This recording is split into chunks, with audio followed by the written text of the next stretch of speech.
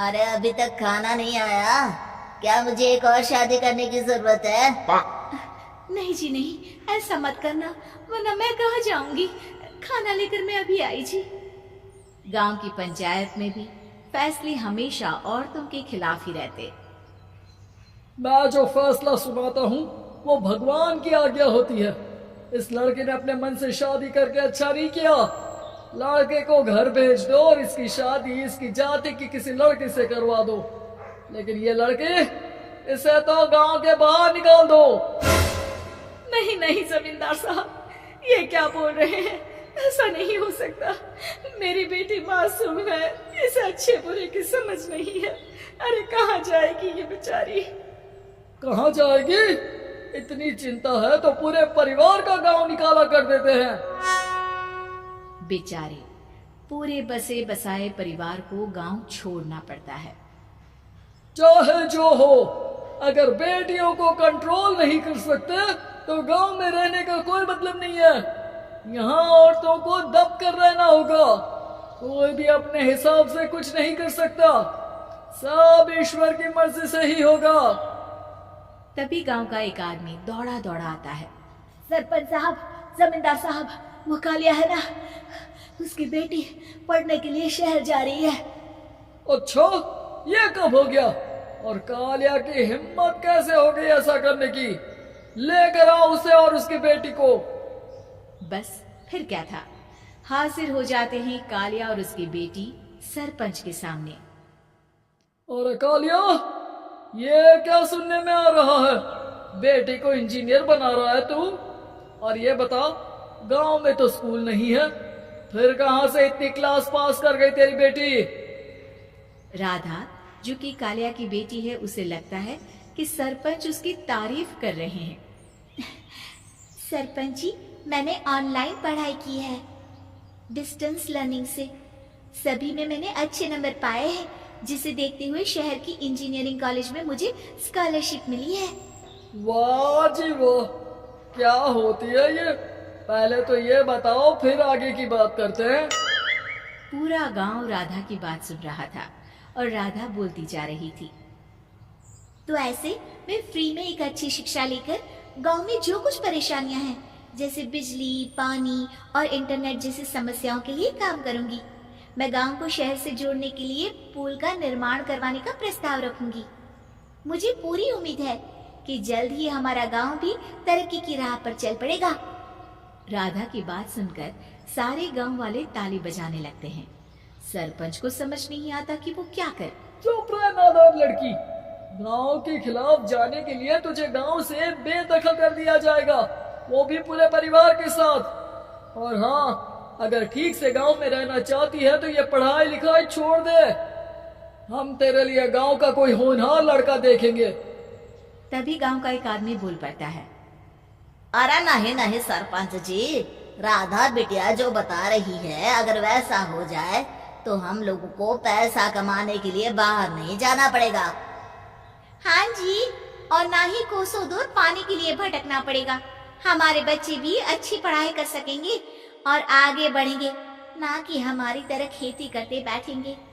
क्यों गांव वालों, राधा बिटिया का साथ देना चाहिए ना। सरपंच देखता है कि गांव राधा के साथ है तो वो चुप हो जाता है।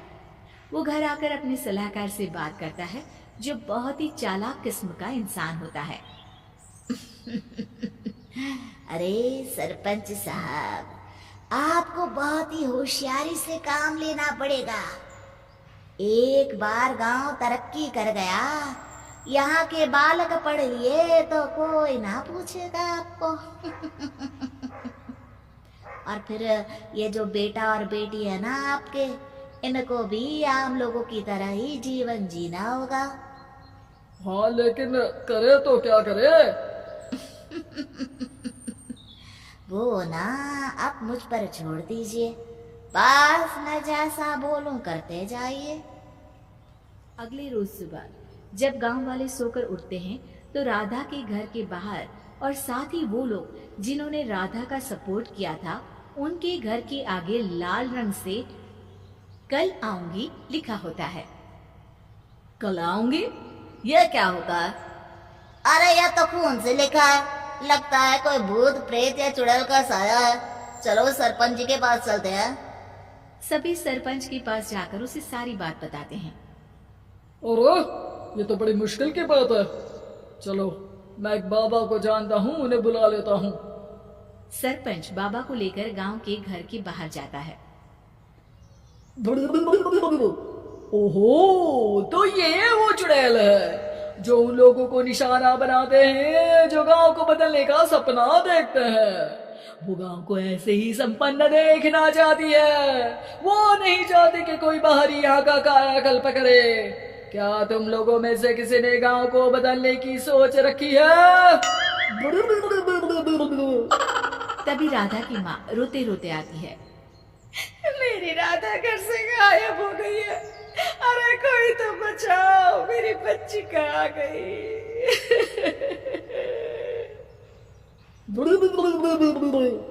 ले गई वो चुड़ैल, तेरी बच्ची को ले गई। अब वो उसे श्रापित करके छोड़ेगी, उस पर चुड़ैल का साया हो जाएगा। तभी बुरी सी हालत में राधा भी वहां आ जाती है। उसके बाल चुड़ैल की तरह फैले होते हैं और कपड़ों में खून लगा होता है। सभी राधा को देखकर डर जाते हैं। माँ, पता नहीं मुझे कौन उठा कर ले गया था।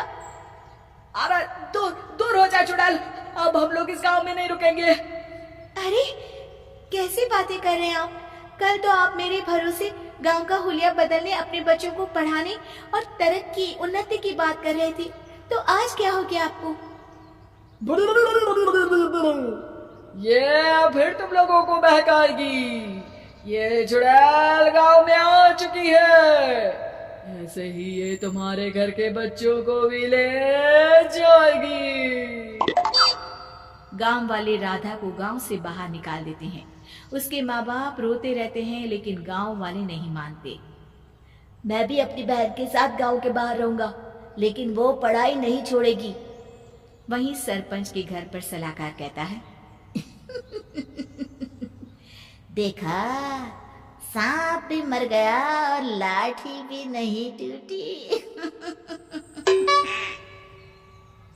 लेकिन अगले ही दिन सरपंच के घर के बाहर भी वही शब्द लिखे होते हैं।